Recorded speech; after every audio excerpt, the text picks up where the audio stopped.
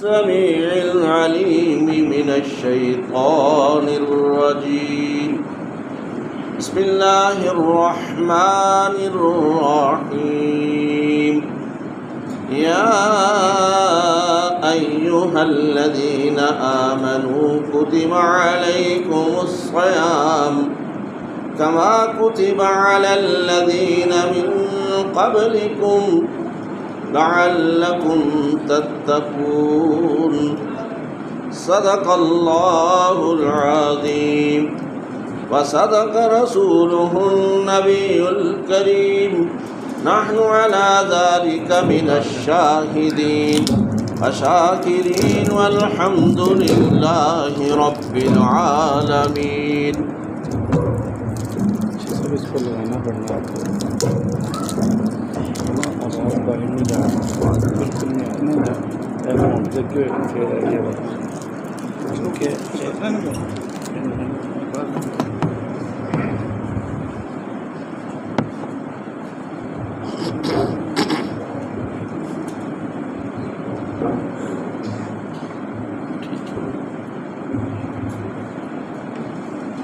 صدق الله العظيم وصدق رسوله النبي الكريم نحن على ذلك من الشاهدين والشاكرين والحمد لله رب العالمين. اما بعد، اللہ تبارک و تعالی کی حمد و ثنا کے بعد آقا نامدار فخر الموجودات سید الکونین سید الثقلین والی بطحا امام الانبیاء سید المرسلین و خاتم النبیین حضرت محمد مصطفیٰ احمد مجتبیٰ صلی اللہ علیہ وآلہ وسلم کی ذات اقدس پر کروڑوں درود و سلام. حاضرین و سامعین، بزرگ کباران و برادران اور انتہائی قابل احترام اور بہنوں، آج کا خطبہ آنے والے مہینہ ماہ رمضان المبارک کی مناسبت سے یوں سمجھیے اس مہینے کی تیاری کا خطبہ. نبی اقدس صلی اللہ علیہ وسلم شعبان کے نصف سے ہی تیاری شروع کر دیتے تھے کہ رمضان المبارک آنے والا ہے. تیاری ایسی ہونی چاہیے جیسے کسان کھیتی باڑی کرنے سے قبل اپنے کپڑے سمیٹتا ہے، مکمل تیار ہو جاتا ہے کہ میں کھیتی باڑی کے لیے جانے لگا ہوں، محنت کرنے لگا ہوں. نبی صلی اللہ علیہ وسلم کا بھی ایسا ہی معمول تھا کہ رمضان المبارک سے قبل آپ تیاری فرماتے اور پھر تلقین بھی فرماتے کہ چاند کے طلوع ہوتے ہی سلسلۃ شیاطین شیطانوں کو باندھ دیا جاتا ہے، قید کر دیا جاتا ہے، اور آسمان کے دروازے کھول دیے جاتے ہیں، جنت کے دروازے کھول دیے جاتے ہیں، جہنم کے دروازے بند کر دیے جاتے ہیں، کیونکہ یہ رحمت کا مہینہ، برکتوں والا، مغفرتوں والا اور جہنم کی آگ سے آزادی کا مہینہ ہے. اس مہینے میں جو بھی عمل کیا جائے اتنی رحمت ہے وسیع صاحب کی کہ وہ عمل 70 گنا بڑھتا ہے. نبی اللہ تبارک و تعالیٰ کا فرمان ہے من جاء بالحسنۃ فلہ عشر امثالھا. عام دنوں میں جو شخص ایک نیکی لے کر آئے اللہ اس کے بدلے 10 نیکیاں لکھتا ہے. اور رمضان المبارک کے مہینے میں 70 گنا بڑھ جائیں تو اس کا مطلب یہ ہوا کہ ایک نیکی 700 بار لکھی جاتی ہے، یعنی کہ 700 نیکی کا درجہ ہے. اس مہینے کے اندر جو اعمال کیے جاتے ہیں ان کو ہم 5 حصوں میں تقسیم کرتے ہیں. کچھ اعمال بلکہ یہ بات سمجھیں کہ پورے دین کے اندر اعمال 5 حصوں میں تقسیم ہوتے ہیں. کچھ اعمال واجبات کا درجہ رکھتے ہیں جنہیں چھوڑنے سے گناہ ہوتا ہے، یعنی کہ فرائض، جن میں روزے رکھنا یہ فرائض میں شامل ہے. یہ چھوڑیں گے تو گناہ گار ہوں گے. ہمارے ہاں اہمیت نہیں سمجھی جاتی. ہم یہ سمجھتے ہیں کہ سحری جس نے کھائی وہی روزہ رکھے گا، اگر سحری مس ہو گئی تو اسے روزہ رکھنے کی ضرورت نہیں. قطعاً ایسے نہیں. سحری جو ہے یہ سنت ہے، کیونکہ پہلے دور میں 24 گھنٹے کا روزہ ہوا کرتا تھا. جب یہ شروع ہوئے، فرض ہوئے مسلمانوں پر روزے، تو 24 گھنٹے کا روزہ تھا. تو ایک صحابی قیس بن سلمہ رضی اللہ تعالی عنہ 24 گھنٹے کا روزہ رکھ کے کھیتی باڑی کرنے کے لیے چلے گئے. کسان تھے. تو شام کو جب گھر آئے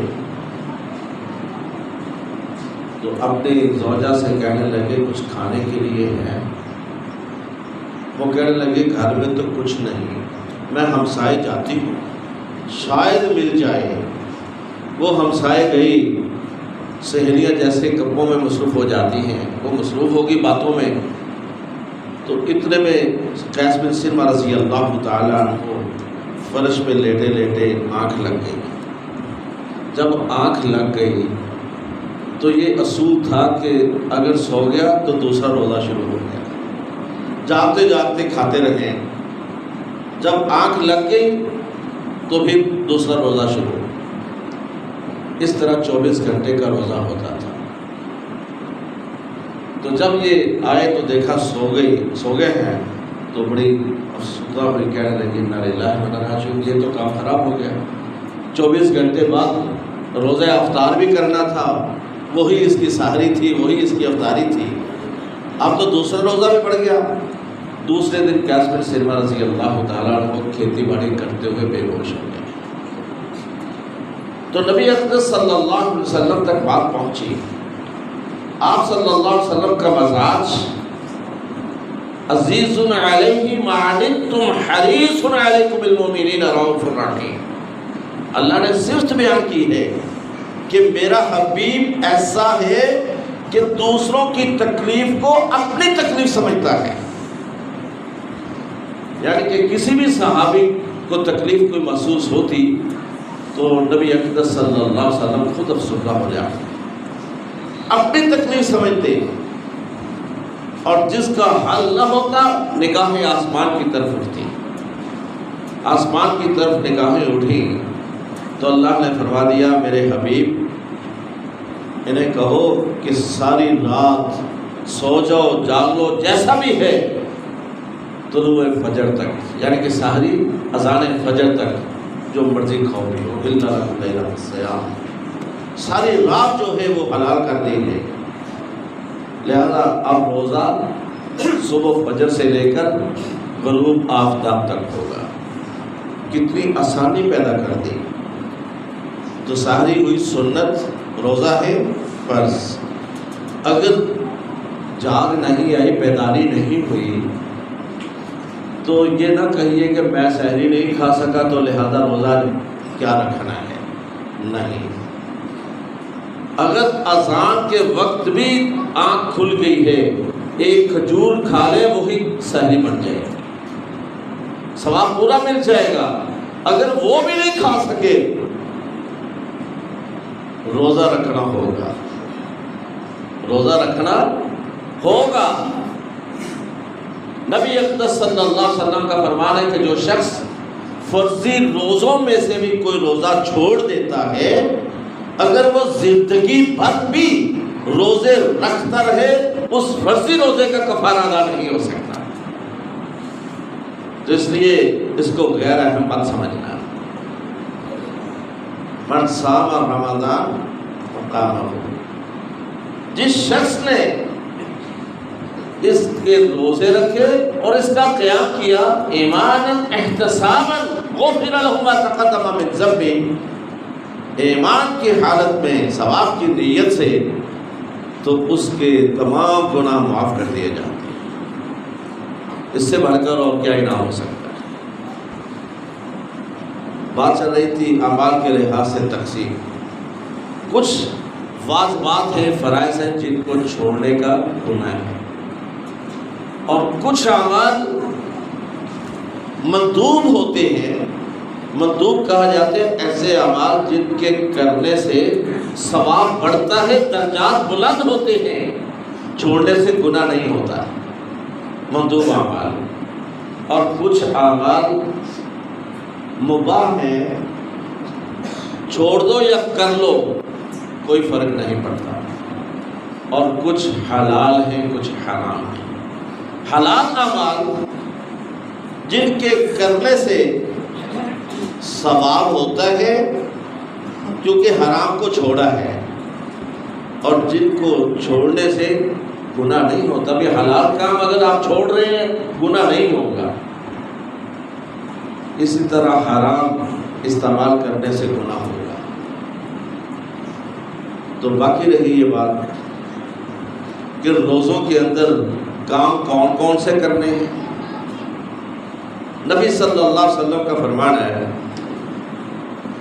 کہ جب چاند طلوع ہوتا ہے ایک فرشتہ کھڑا ہو جاتا ہے، آواز دیتا ہے، یا باغی الخیر اقبل، اے نیکی کے متلاشی شخص۔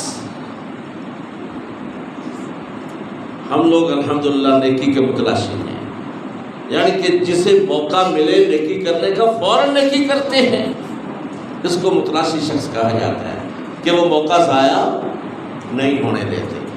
اے نیکی کے متلاشی شخص آگے بڑھ اور نیکیاں کر، یا باغی الشر، اے برائی کے متلاشی شخص اقصر، اب تو رک جا، اللہ کی رحمت کا مہینہ شروع ہو چکا ہے، اب تو باز آ جا،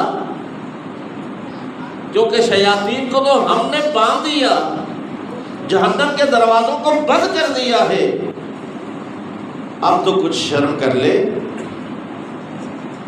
لیکن ایک حیرانگی ہوتی ہے، نعت کے وحی محمد رسول اللہ صلی اللہ علیہ وسلم کا یہ فرمان کہ سلسلۃ شیاطین، شیطانوں کو بند کر دیا جاتا ہے، باندھ دیا جاتا ہے، تو پھر رمضان کے مہینے میں برائیاں ہوتی کیوں ہیں؟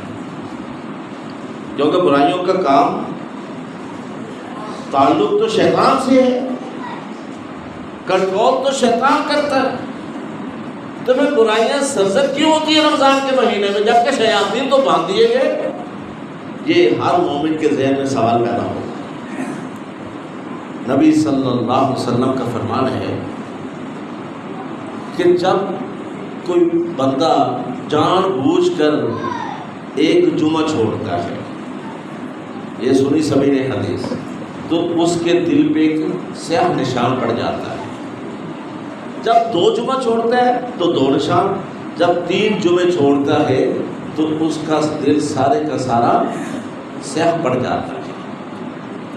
اب اس کو آج کی زبان میں کہ دل ایک کرسٹل ہے، دل ایک کرسٹل کی طرح ہے، آر پار چیز نظر آنے والی چیز، کرسٹل ایسا ہی ہوتا ہے، تو دل لہذا کرسٹل ہے۔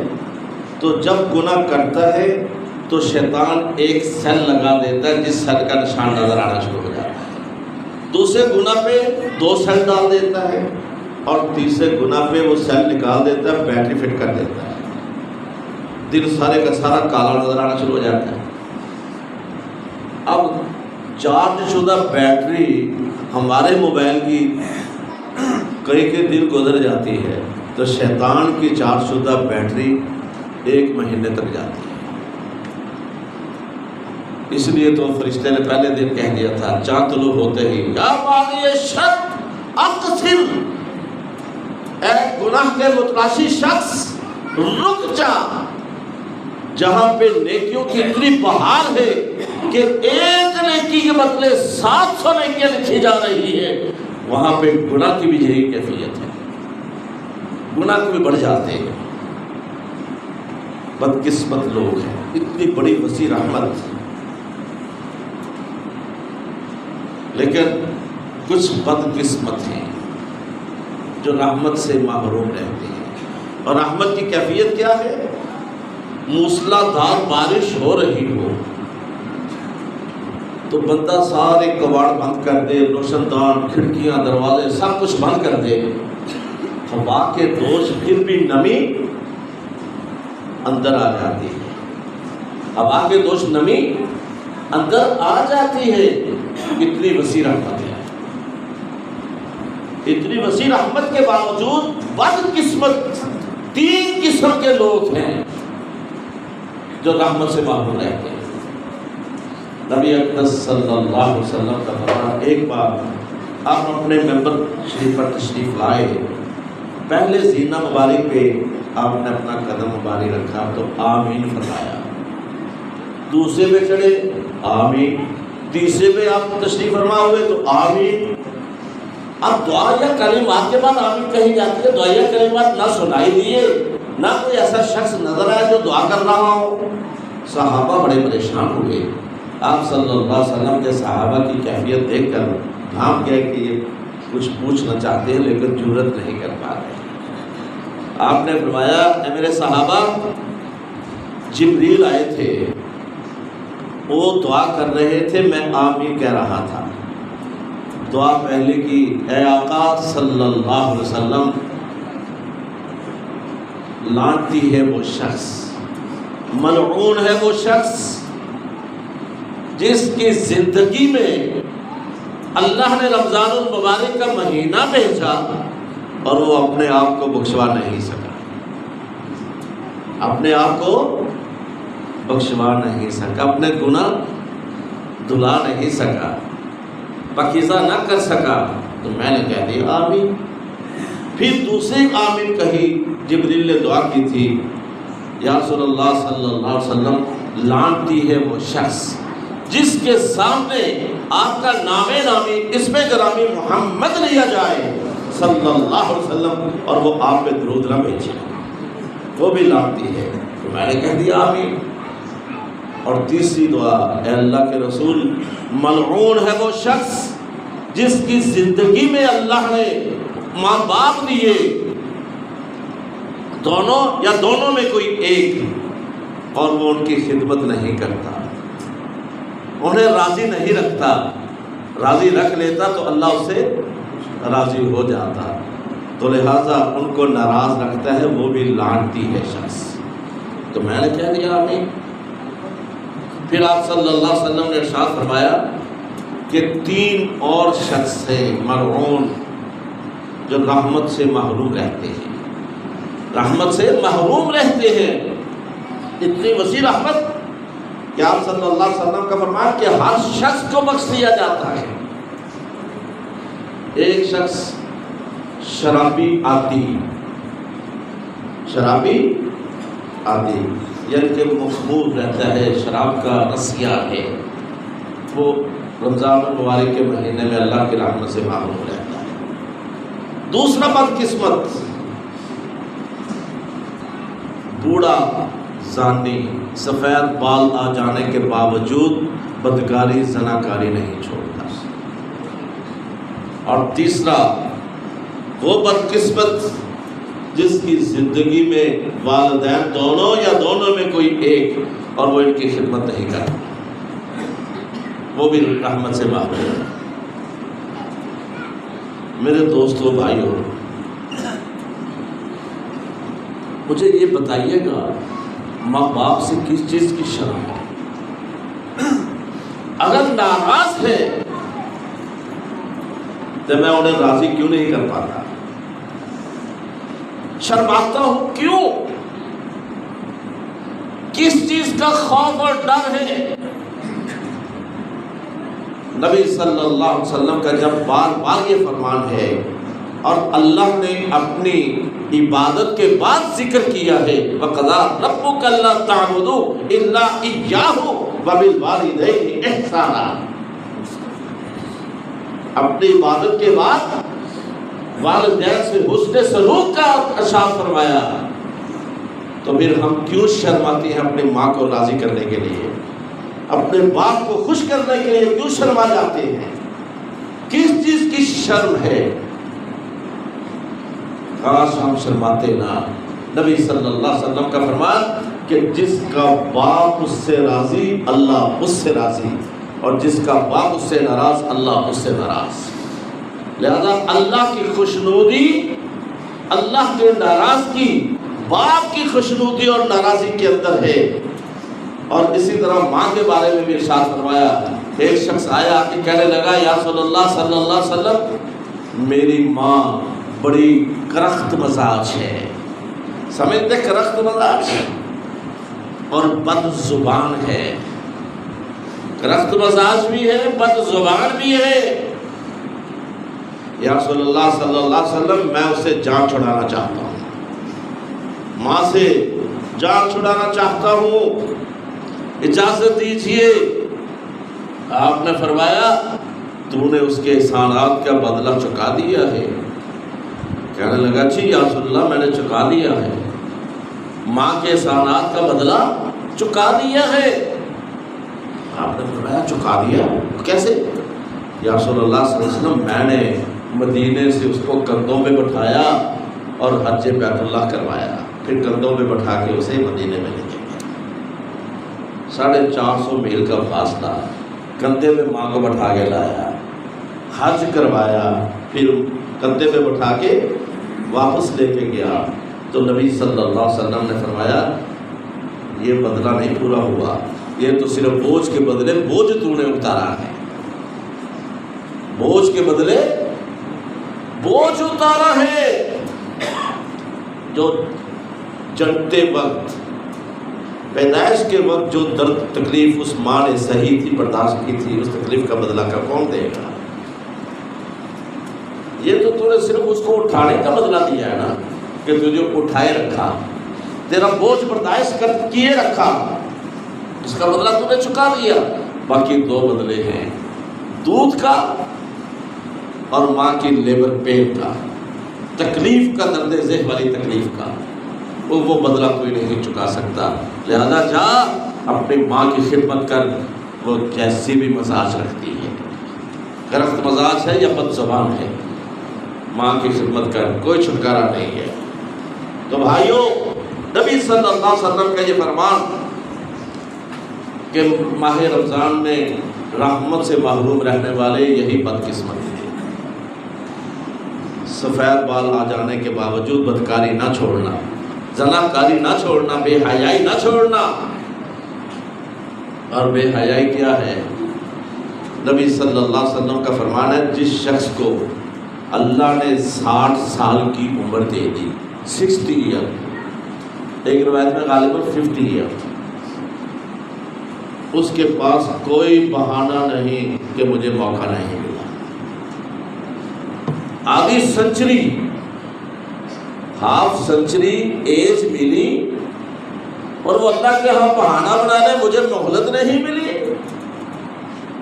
کوئی بہانہ نہیں۔ تو لہذا پہلی فرصت پہ ہی اس کے آگے جھک جانا چاہیے۔ اس لیے نبی صلی اللہ علیہ وسلم نے فرمایا تھا کل امتی یدخلون الجنہ الا من عصا الا من ابا، میری ساری امت جنت میں داخل ہوگی سوائے اس شخص کے جس نے انکار کر دیا۔ صحابہ بڑے حیران ہوئے، یا رسول اللہ صلی اللہ علیہ وسلم، ایسا بدبخت بھی ہے کوئی جو جنت میں جانے سے انکار کر دے؟ آپ نے فرمایا ہاں، وہ بدبخت ہے جس نے میری نافرمانی کی، جس نے میری نافرمانی کی۔ تو بھائی، ماں باپ سے پیچھے ہٹنا یہ نبی صلی اللہ علیہ وسلم کی بھی نافرمانی ہے۔ ایک بوڑھا باپ آیا شکایت لے کر نبی صلی اللہ علیہ وسلم کے پاس، یا رسول اللہ صلی اللہ علیہ وسلم، پہلے تو نوجوان آیا، کہ یا رسول اللہ صلی اللہ علیہ وسلم میرا بابا جب میں گھر آتا ہوں سارا دل کا تھکا ماندہ تو میرا بابا جھولی پھیلا کے بیٹھ جاتا ہے، لاؤ کیا کما کے لائے ہو؟ تو آپ صلی اللہ علیہ وسلم نے شکایت سنی نوجوان کی، بابے کو بلا لیا، بابا عربی میں اشعار پڑھتا آیا، جبریل علیہ السلام نے وہ اشعار نبی صلی اللہ علیہ وسلم کو بھی آ کے بتا دیے کہ وہ بابا آ رہا ہے آپ کے پاس شکایت کا جواب دینے کے لیے۔ تو جب بابا آیا تو نبی صلی اللہ علیہ وسلم نے پوچھا، بابا تیرے بیٹے نے تیری شکایت کی ہے کہ تو جھولی پھیلا کے بیٹھا ہوتا ہے، یہ گھر میں داخل ہوتا جاتا ہے تو جھولی پھیلا دیتا، کیا کما کے لائے ہو؟ تو وہ بابا کہنے لگا، یا رسول اللہ صلی اللہ علیہ وسلم اس نے درست شکایت کی ہے، میں ایسا ہی کرتا ہوں۔ کیوں؟ اس لیے جب یہ اتنا سا تھا میری جیب سے ہر چیز نکال لیا کرتا تھا، آج تک میں نے اس کا ہاتھ نہیں روکا۔ اس کو بڑا کیا، میں نے اپنی ساری جوانی اس کی خدمت میں گنوا دی، یہ جوان ہوتا چلا گیا، میں بوڑھا ہوتا چلا گیا۔ یا رسول اللہ صلی اللہ علیہ وسلم یہ جو کچھ بھی مانگتا تھا میں نے کبھی نہ نہیں کی۔ اے اللہ کے رسول میرا اتنا بھی حق نہیں کہ میں اس سے اپنا حق ہی لے لوں؟ تو آپ نے نوجوان کی طرف مخاطب ہو کر فرمایا، اے نوجوان، انت و مالک لابیک، تو اور تیرا سارا مال تیرے باپ کا ہے۔ اب بھائیو ہم کس جہاں میں رہ رہے ہیں؟ فرمان رسول کیا ہے، حکم رسول کیا ہے، اور ہم کون سی دنیا میں زندگی بسر کر رہے ہیں اور کس انداز اور کس ڈگر میں چل رہے ہیں؟ دعا ہے کہ اس ماہ رمضان کے اندر اپنی ان کمیوں، کوتاہیوں، خطاؤں کو اللہ کے حضور گر گرا کر معافی مانگے، اور اپنے والدین ماں ہو یا باپ اس کو راضی کرے، اور جب اللہ بھی راضی تو اللہ سے دعا ہے کہ اللہ ہمارے تمام کوتاہیاں، کمیاں معاف فرمائے اور ہمارے والدین کی مغفرت فرمائے۔ جن کے والدین زندہ ہیں اللہ ان کا سایہ قائم و دائم رکھے۔ وآخر دعوانا ان الحمدللہ رب العالمین۔